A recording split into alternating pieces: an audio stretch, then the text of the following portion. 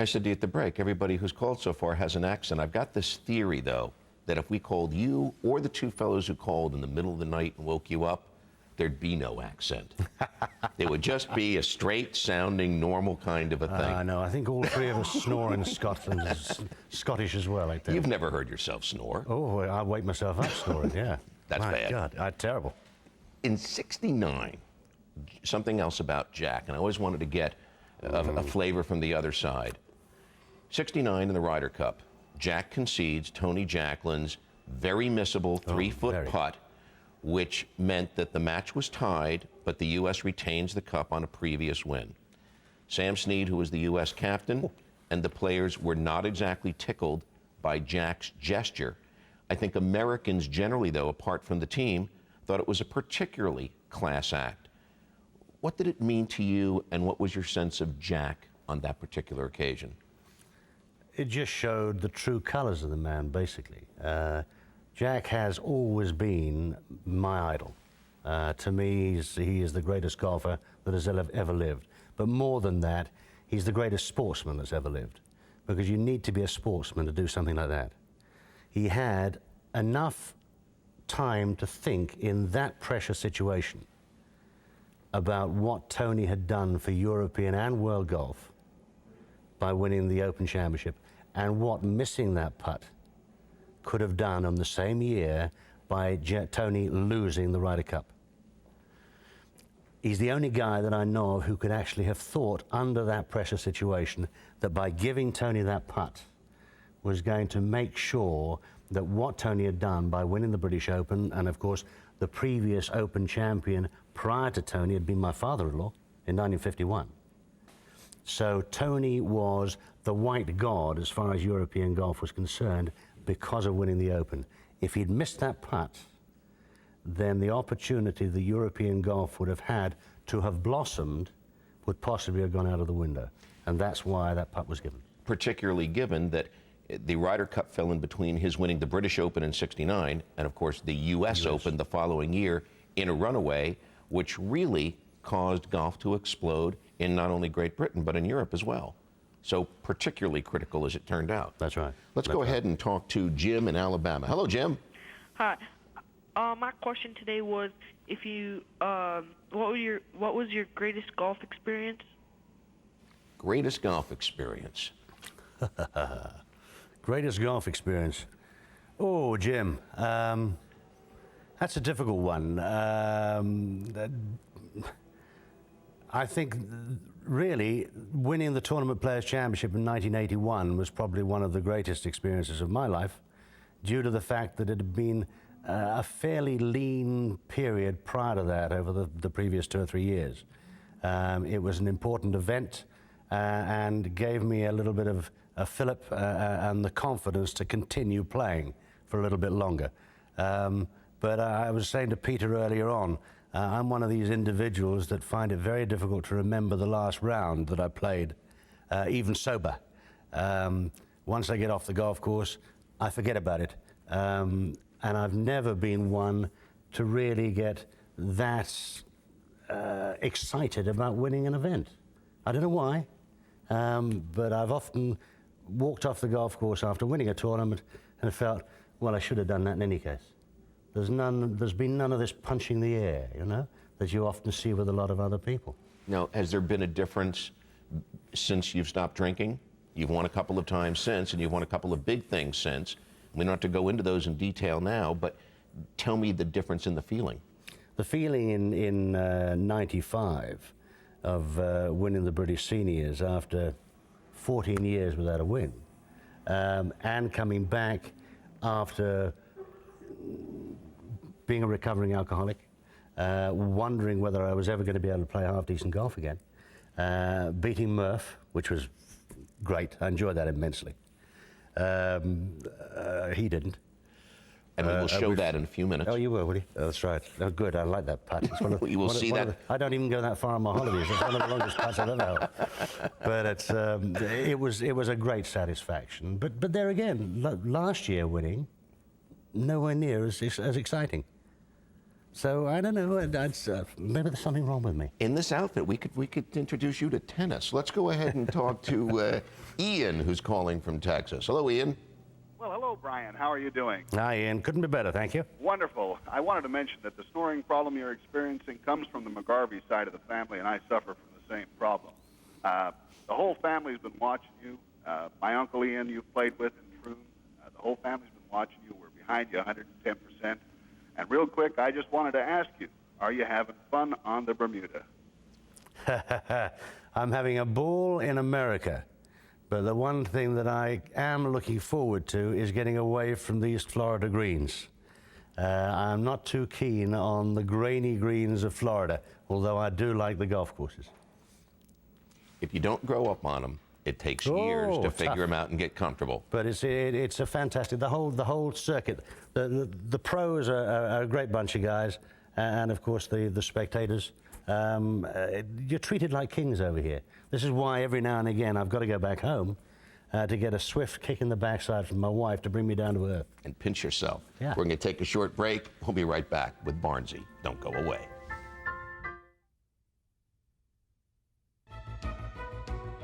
In 1951, Englishman Max Faulkner won the British Open at Royal Portrush in Ireland.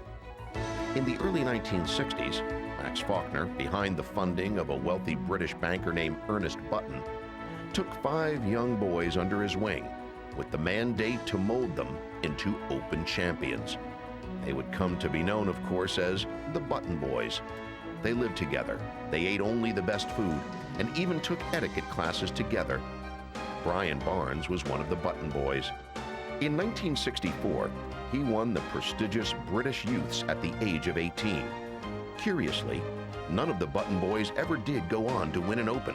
Barnes did come close on a couple of occasions, finishing in the top 10 in both 1968 and in 1972. But golf's ultimate victory for a Scotsman would elude him. In 1995, Max Faulkner, now Brian Barnes's father-in-law, returned to the Royal Portrush, the site of his Open victory 44 years earlier, to watch his former prize pupil and son-in-law debut in the Senior British Open.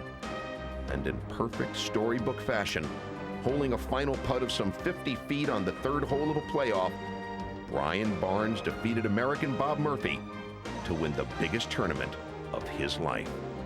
Then in 1996, Brian Barnes returned to Royal Portrush to defend his title, and this time he lapped the field on his way to a 3-stroke victory and a repeat as Senior British Open champion. It must have been, given that your wife Hillary very rarely would attend a golf tournament that you were playing in, would actually show up, and to have her be there in '95 to see this win. She wasn't there? All the press reported that she was. Yeah, well, they're wrong. Well, where was she? No. Again, she didn't show up? She was at home. She wouldn't even watch it on TV. She was in the garden because she was too damn nervous. Now, what's with your press? I've been reading an awful lot of articles, and I've got some... I'm not too happy with my press at the moment. Not at home. In the late 70s, I lived in London for a couple of years, and I remember how they treated Nick Faldo. Everything was El Foldo, because he hadn't yet learned how to finish a golf tournament, much like Tom Watson had to endure in the early 70s before he broke through, actually at Carnoustie in '75. Right. How have they treated you over the years, and given this recent couple of moments between us, I'm guessing not so terrific? Well, they've treated me very, very well over the years. I have an affinity with the British press. The older fellas, but there's a younger element that are coming in that are inclined to twist some of the things that you say to such an extent that it happened to me last year, and I finished up getting fined £1,000 for a fairly innocuous statement that I made in relation to the Scottish Senior Championship. That has annoyed me intensely, Peter, to such an extent that I am very seriously thinking of foregoing playing in Scotland for a long, long time due to that fact. Because if they can't print what I actually say, then I don't want to know them. This is the great thing about America. This doesn't happen. They will print you properly, and they will look on the positive side at everything that you say. Unfortunately, in Europe, they're inclined to look on the negative side. And that, at the end of the day, cost the individual who's supposed to have said it money because of the committees that, of course, run the tournaments and run golf in Britain. Now I'm going to start all over again and ask you a different question about Okay. it.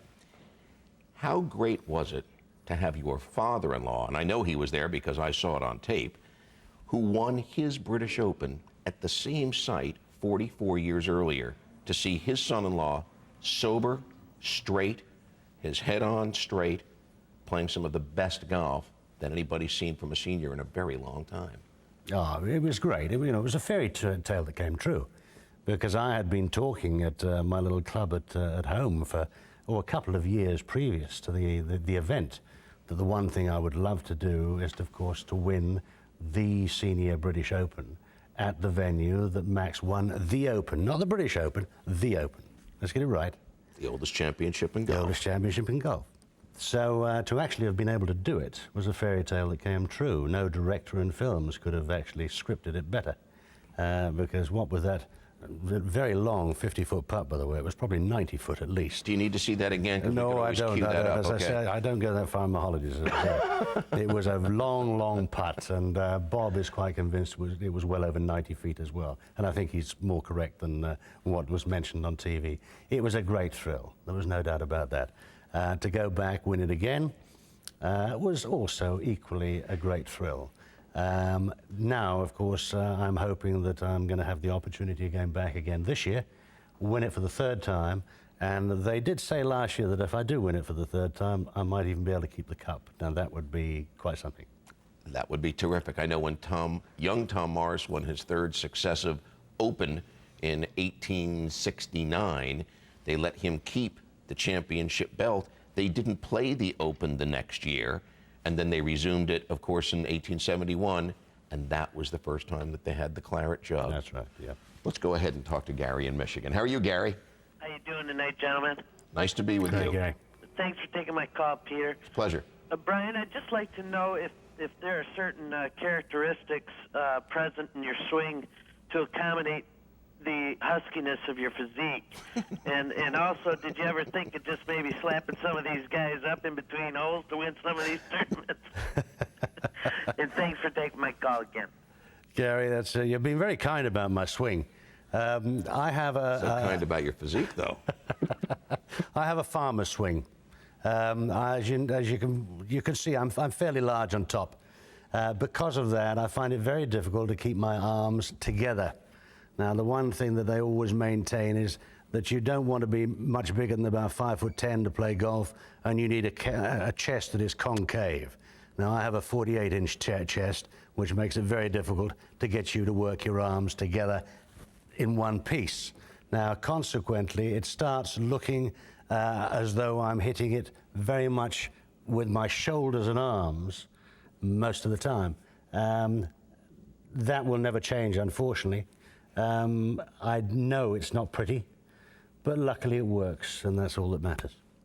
We will return with the man with the concave chest right after this. Don't go away.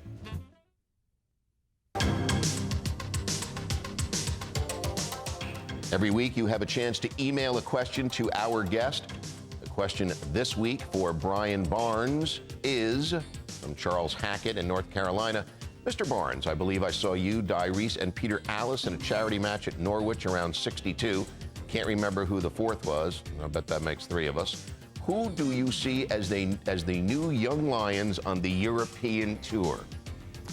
Charles, I'm going to have to be honest here and say I don't know.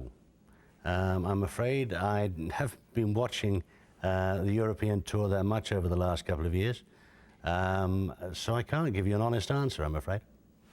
Well, that is an honest I suppose answer. that is an honest answer. Yeah, that's right. Sure. You haven't lied yet. Chris in Michigan. How are you tonight? Peter.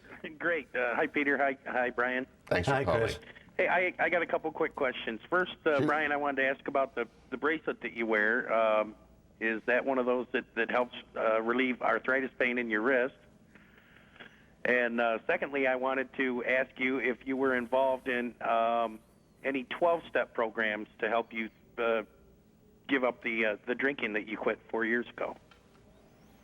I did. I used to go to Alcoholics Anonymous, But I find, in all honesty, that over the last few years, the last 3 years especially, talking about it, whether it be to the press or whether it be to individuals around a golf tournament, is enough to make sure that I don't hit the bottle again. And too many other good things have happened to me over the last few years to make me realize if I did even consider picking up another glass, then I really need shooting.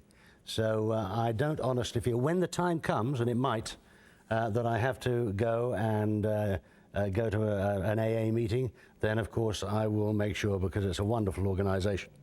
Now, as far as the bracelet is concerned, the bracelet is without doubt one of the best things that I have on me. I started wearing them 4 years ago, in actual fact. I have problems with the knuckle. I don't know whether you can actually see it on TV here, but I've lost my knuckle cap. And that was many moons ago playing field hockey. And of course it's caused arthritis. And when it gets cold or wet, I used to feel a lot of pain. And I started wearing this 4 years ago and have now joined the Biro organization over here. And it's the best thing that has ever happened, because since wearing it, the pain has gone completely and I feel 100% perfect. It's wonderful. It's done through the rhythms in the air, the biorhythms in the air, and it works for me. And I'm quite sure if you believe it, it makes a big, big difference. But a lot of people who I've put in touch with the organization who are now wearing them, finding that a lot of the aches and pains that they've had are also disappearing. You'll have to leave all of us the name and number of that particular distributor. Jack in South Carolina, what's your question tonight? Peter, any man who can beat Port Rush and alcohol is a mighty man. Quite right. And Brian, it's a delight to speak to you this evening. I'd like to ask you, we had a chance to speak at the Dunes Golf and Beach Club for the Senior Tour Championship, and just tell us what you thought about the golf course and the tournament, and we'll look forward to having you back. You're a delight. Thank you, Jack. Great to hear from you again. Looking forward to being back in November. Of course, since seeing you, I've also given up smoking. So I'm nearly becoming a saint. I'm very nearly, in actual fact, my manager, I think, is looking for a contract so that I start wearing cassocks around the golf course. I'm going to get a new haircut tomorrow. Make sure I get a bald pate so I actually look like a monk. And hopefully more of my putts will start going in the hole. But I look forward to seeing you in November, and to play the golf course last year was fantastic, and I hope that I have the opportunity of playing it a little better this year. St. Barnsey will be right back right after this. Don't go away.